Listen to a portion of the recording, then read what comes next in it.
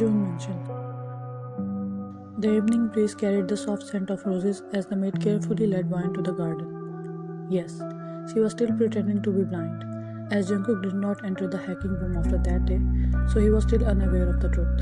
And wine being wine, she did not reveal the full truth right away. Instead, savored the weight of his guilt, letting it linger between them like a silent victory. She let him sit with his remorse a little longer, a quiet punishment for all the times he had doubted her.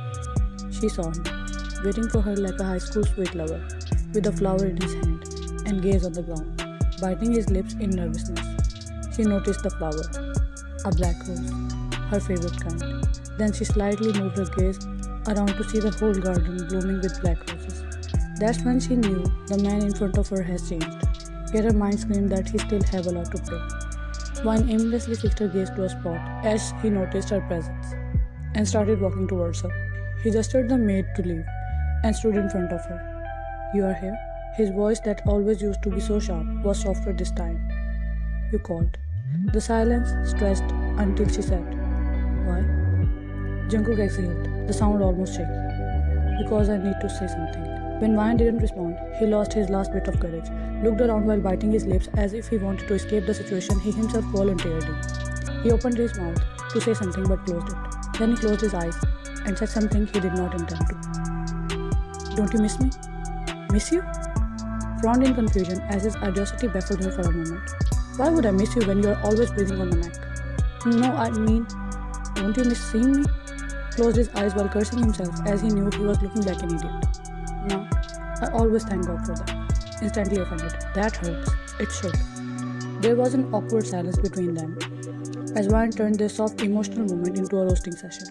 Jungkook again sighed and softly held her hand. "I don't like where this is going." "What? I was just trying to take a walk with you. And it's impossible without hand in hand. Right?" Sarcastic. "Yes, I mean no, obviously no." Looked around to think of an excuse quickly. "This path is full of stones. I just don't want you to fall." Incredibly thoughtful. Faked amused expressions. "But I wonder where this Jungkook went when I was tripping over displaced furniture and surrounded by unknown voices of new staff. Just because someone loved watching me break." Silence. "Tell me, was it cruelty or your usual stupidity?" "Stupidity." Mumbled softly. "Huh?" Shocked as she did not expect him to admit it so easily. "Sorry." It was quiet, almost hesitant, but Vine heard it and ignored it as well. Cleared his throat to ease the tension. "Can we take a walk?" And they started walking slowly. After a few seconds, Jungkook spoke. There was a flower on the ground. "I picked it up. Do you want it?" Rubbed his neck as he was making up a lie because he wanted to give her that rose, but was feeling so embarrassed as he never did it before. Vine remained silent as she was a little off guard, but before she could respond, Jungkook hurriedly spoke. "This rose has a good scent, and it can help you feel close to nature, I guess." He was never good with good words, so he found it difficult to talk without tracks. From Mafia Jungkook to Florist Jungkook, an inspiring journey. She roasted him once again, but extended her hand to hold the flower. Jungkook handed her the flower, and a small victorious smile erupted on his face, which did not last long. "Don't tell me it's black rose." Teased him, and it worked as his face went pale. "No, why would it be a black rose? Did you like them?" "I never knew," chuckled awkwardly as he always knew. "It's red rose." "Yeah, red rose." "You said, and I believed." Annoying smirk adorned her lips. A long pause again made the air tense before Jungkook sucked in a breath, finally deciding to stop making a fool out of himself and get to the point.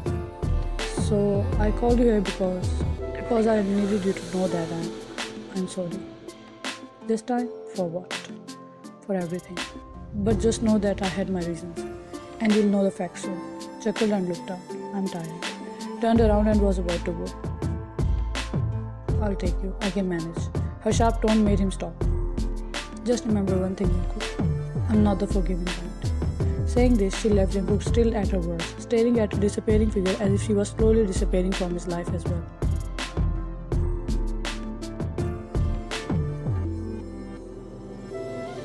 Few days later, Van was sitting in her room, pretending to listen to the TV, but her real entertainment was Jungkook drowning in guilt.